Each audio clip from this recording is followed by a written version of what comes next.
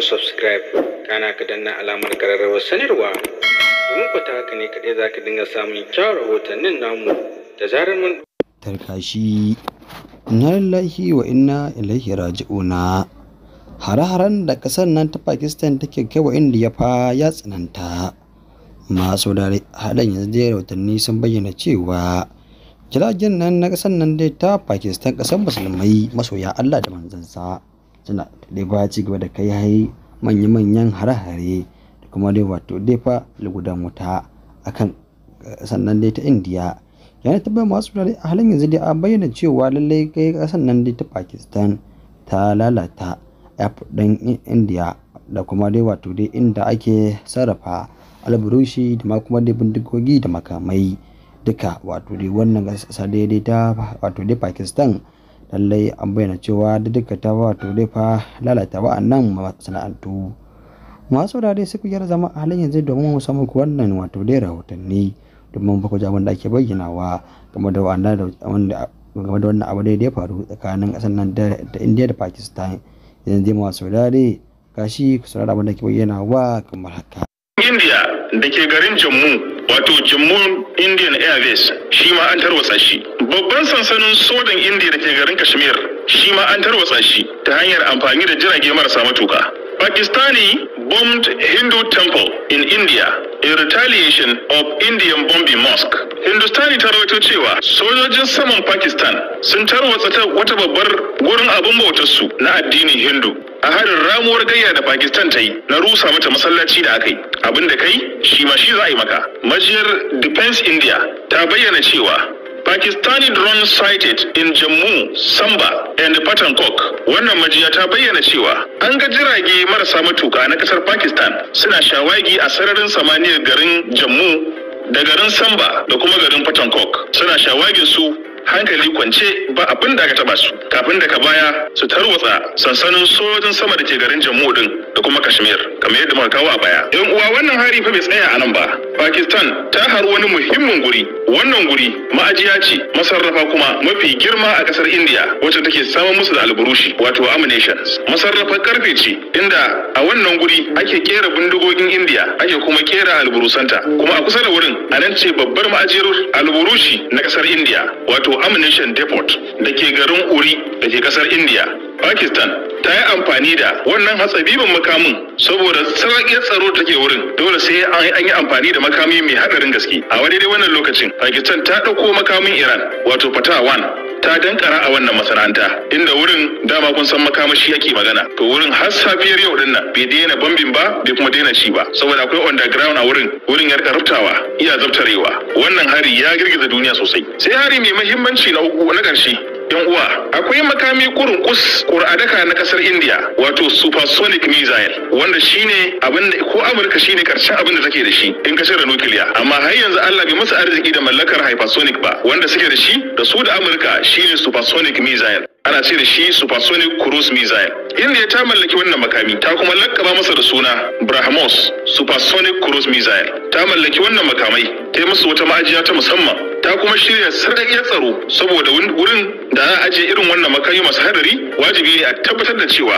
an samar da tsaro mafi hadari a wurin. Yan uwa, shi ma dai wannan guri a halin da ake ciki an bambame shi ta hanyar amfani da wannan hatsabibin makamin kira kasar jamhuriyar musulunci ta Iran wato Fatah 1 ya sauka a wannan guri, ya ratsa dukkanin sarƙaƙiyar tsaro ta wurin, ya sauka a wannan daidai ma'ajiyar wannan makamai wato supersonic cruise missile mai suna BrahMos mallakar India. Don uwa kun san dai makamashi shi ma bom ya ci bom, za a ta bambamewa ne. Wutar shi sa ba kyan gani, wata iriyar wuta ce a wurin yan uwa, tun ana ɗauka sai da ka daina ɗauka saboda muninta. Mutanen area gurin gaba ɗaya gudu suka rika yi saboda suna ganin ƙasa na motsi saboda farfashewa da kuma tarwatsewar da wannan mamai suke yi. Yan uwa, aikin Pakistan fa na jiya har yanzu bai kare ba. Sojojin Pakistan sun nausa babban birnin Gujarat sun tarwatsa wannan airport mai suna Advani Airport wacce ita ce babbar airport da take wannan yankin na Gujarat gaba daya.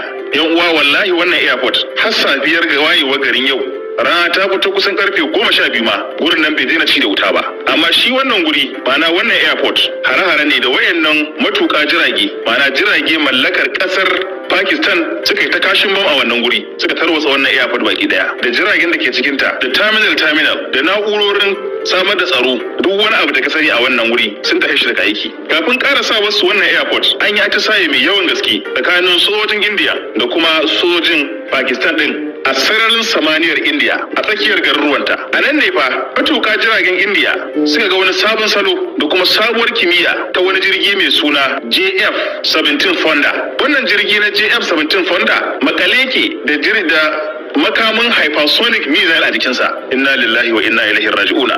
Karfi kan karfi, masifa kan masifa, bala'i kan bala'i. Yan uwa ku ji sunan jirgin JF-17 Fonda wanda yake dauke da hypersonic missile a jikinsa. Kun san wannan ba haɗin kauri ne. Sojojin sararin samaniyar India suna ji suna kallo drones ma'ana jirage marasa matuka na kasar Pakistan suna da shawagi a kasar. Shawagin su har New Delhi yanwa har New Delhi ba suka rika shawagi suna kaiwa da komowa. An kashe dukkanin kyamarori, gari black out a cikin duhu, idanuwa sun rufe babu tawarar na adam. A ko ina sansanin sojoji na ci da wuta. Allahu akbar. Walillahi al-izzatu wa li rasulihi wa lil mu'minina. Allah guni na Muhammadu. Wannan al'amari ya jefa kasar cikin mummunan zulumi na India, inda nan take shugaban kasa ya bada umarni cewa a tara manyan sojojin kasar kuma a yi maza a umarci kananun sojoji manya-manyan rundunoni su tafi bakin boda saboda suna zargin kar a zo a yi musu mamaya. Tunda Pakistan ta raya a ranta cewa ko ta halin kaka sai ta 'yantar da Kashmir, wannan wuri mallakar ta ne. Musulmi ne a wannan yanki kuma suna mutukar fuskantar wulakanci da tozarci da cin mutunci daga al'ummar India masu bin addinin Hindu da kuma gwamnatin India. Dama an shirya haka ne. Birtaniya ta shirya wadanne domin irin wannan bala'in ya zo ya zama sun kulla masifa tsakanin al'umma. Allah ka tsino Birtaniya albarka. Take wayannan sojoji suka tafi runduna wasu a jirage, wasu a motoci, ko ina aka tafi bakin boda aka jirgi saboda ana gudun mamaya. Lallai an tabbatar da cewa tunda an makantar da India ta sararin samaniya ba ta iya ganin komai, to akwai shiri kenan karkashin kasa na mamaya. Wannan wurare yasa India ta dauki matakin gaggawa cewa a tura sojoji bakin boda, a ƙara reinforcement. Akwai manyan bataliyoyi cikin bakin boda domin a kare kasar daga mamayar kasar Pakistan. Fusata ta yi yawa kwarai da gaske. Manya-manyan sojojin kasar India da jami'o'in tsaro sun matuƙar fusata tare da fada shugaban kasa irin yadda Pakistan ta yi mata wannan cin mutunci. Ta tozarta ta haka ana ta bawa shugaban kasar India shawarar cewa me zai hana ba za a yi amfani da nukiliya kan Pakistan ba.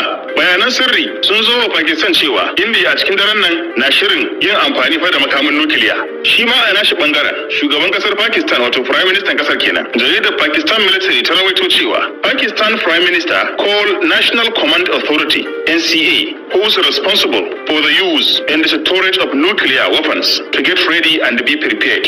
Prime Minister kasar Pakistan Sharif ya kira cibiyar bada umarnin tsaron gaggawa wato NCA wacce alhakinta ne yin amfani da makamin na nukiliya da kuma ajiyar makamin nukiliya da alhakinta ne da cewa su zama cikin shiri su kuma shirya wannan makakani.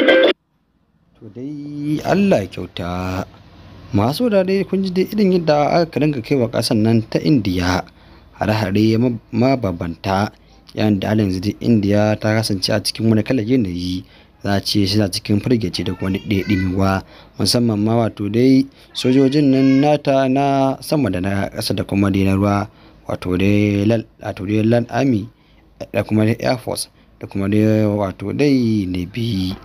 Tabbas masu wurare wannan al'amari a halin yanzu dai India to dai sai dai a ce Allah kyauta, kuma tabbas duka wannan hare-hare an bayyana cewa Pakistan tana yin ne saboda to dai ta samu to dai mamaye yankin nan nata da ke zalata da wanda Allah yanzu India dai ta kwace mata.